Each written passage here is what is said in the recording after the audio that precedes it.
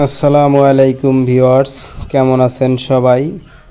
আজকে দুপুরে খাওয়া দাওয়া শেষ করে বেরিয়ে পড়লাম একটি বাজারে যাওয়ার উদ্দেশ্য করে। আসলে আমরা শহরে থাকি, এজন্য সেরকমের গ্রামের বাজারে যাওয়া হয় না। তো আজকে মনে হইল যে একটু গ্রামের বাজারে ঘুরে আসি। তো আমাদের এই পিরোজপুর শহর থেকে বাজারটা ৬-৭ কিলো দূরে একটু। তো হুন্ডায় করে দুজনে গেলাম। তো বাজারে ঘুরলাম, ঘুরে ঘুরে বাজারের সকল কিছু দেখলাম, আপনাদের দেখানোর চেষ্টা করলাম। এখানে দেখেন টাটকা টাটকা সকল সবজিগুলো দেখা যাচ্ছে। হ্যাঁ, সব ধরনের সবজি এখানে রয়েছে। দেখেন, আপনারা দেখলেই চিনতে পারবেন, বুঝতে পারবেন।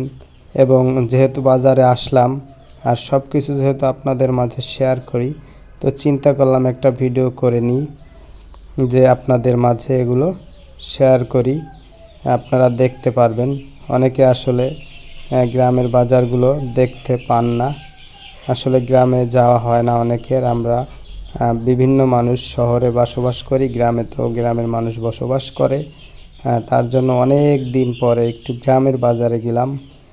আমি যেখানে থাকি এখান থেকে 6 থেকে 7 কিলো দূরে হবে, হুন্ডায় করে গেলাম। তো দেখেন, তরতাজা বেগুন আছে, সিম আছে, কাঁচামরিচ আছে, বাঁধাকপি আছে, শাক আছে। হ্যাঁ, অনেক প্রকার শাক সবজি এখানে উঠেছে। তারপরে আপনার মাছ আছে। হ্যাঁ, বাজারের এক সাইডে মাছ বসছে, বিভিন্ন প্রজাতির মাছ। আসলে মাছগুলোর নাম কি সেটাও আমি জানি না। কিছু কিছু মাছ চিনি আর কিছু কিছু মাছ চিনি না। আপনারা যদি দেখে চিনতে পারেন অবশ্যই কমেন্টের মাধ্যমে জানাবেন। হ্যাঁ, তার জন্যই মূলত আসলাম, যে একটু আপনারা যাতে দেখতে পারেন এবং আমিও দেখলাম। আর কিছু মাঝে মাঝে কিছু বাজার করে নিলাম। হ্যাঁ, ঠিক আছে, আমি ওখান থেকে কিছু বাজার করলাম। তো টাটকা সবজি দেখলে আসলে লোভ লাগে, সবগুলোই কিনতে মনে চায়। তবু সাধ্য অনুযায়ী কিছু বাজার করে নিলাম আজকে। তারপরে ঘুরলাম ফিরলাম অনেক সময় ধরে, মাঝে মাঝে একটু ভিডিও করলাম। এখানে কিছু কিছু প্রজাতির মাছ দেখতে পাইলাম। এই যে একটা মাছ আছে, আসলে এই মাছটা যে কী মাছ আপনারা জানলে অবশ্যই জানাবেন এই মাছটা। তো আজকে প্রথম দেখলাম এই মাছটাকে, এর আগে এই মাছটা দেখি নাই, আমি আমার চোখে পড়েনি। তো গ্রামে যে মাছটা হয়ে থাকে এই মাছটা তার থেকেও অনেক বড়। এটা হয়তো বা চাষের কোনো মাছ হবে, এই জন্য অনেক বড় দেখা যাচ্ছে মাছটা। যাই হোক, এখানে অনেক প্রজাতির মাছ আছে, আপনাদের মাঝে তুলে ধরার চেষ্টা করলাম আর দেখানোর চেষ্টা করলাম।